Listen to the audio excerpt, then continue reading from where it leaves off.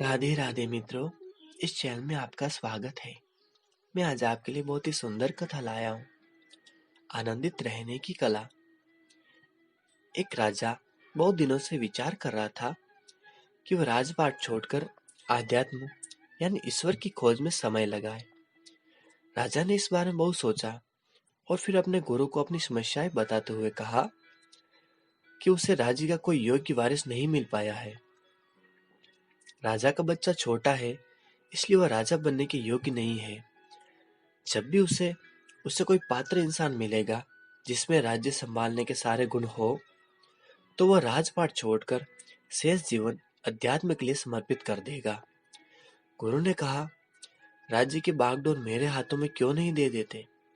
क्या तुम्हें मुझसे ज्यादा पात्र, ज्यादा सक्षम कोई इंसान मिल सकता है? राजा ने कहा, मेरे राज्य को आपसे अच्छी तरह भला कौन संभाल सकता है? लीजिए, मैं इसी समय राज्य की बागडोर आपके हाथों में सौंप देता हूँ। गुरु ने पूछा, अब तुम क्या करोगे? राजा बोला, मैं राज्य के खजाने से थोड़े पैसे ले लूंगा जिससे मेरा बाकी का जीवन चल जाए। गुरु ने कहा, मगर अब खजाना तो मेरा है, मैं तुम्हें एक पैसा भी नहीं दूंगा। राजा बोला, फिर ठीक है, मैं कहीं छोटी मोटी नौकरी कर लूंगा, उससे जो भी मिलेगा गुजारा कर लूंगा। गुरु ने कहा, अगर तुम्हें काम ही करना है तो मेरे यहाँ एक नौकरी खाली है, क्या तुम मेरे यहाँ नौकरी करना चाहोगे?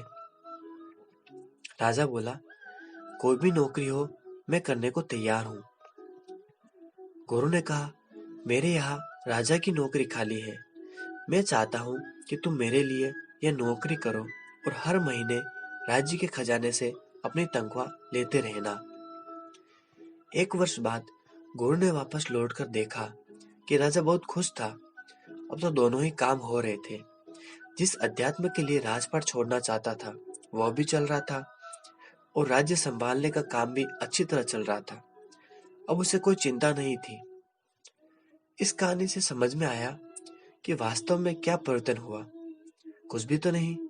राज्य वही, राजा वही, काम वही, केवल दृष्टिकोण बदल गया है।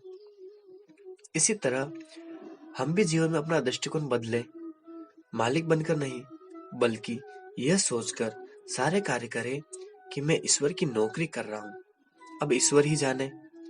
सब कुछ ईश्वर पर छोड़ दे, फिर ही आप हर समस्या और परिस्थिति में खुशहाल रह पाएंगे। जय जय श्री राधे।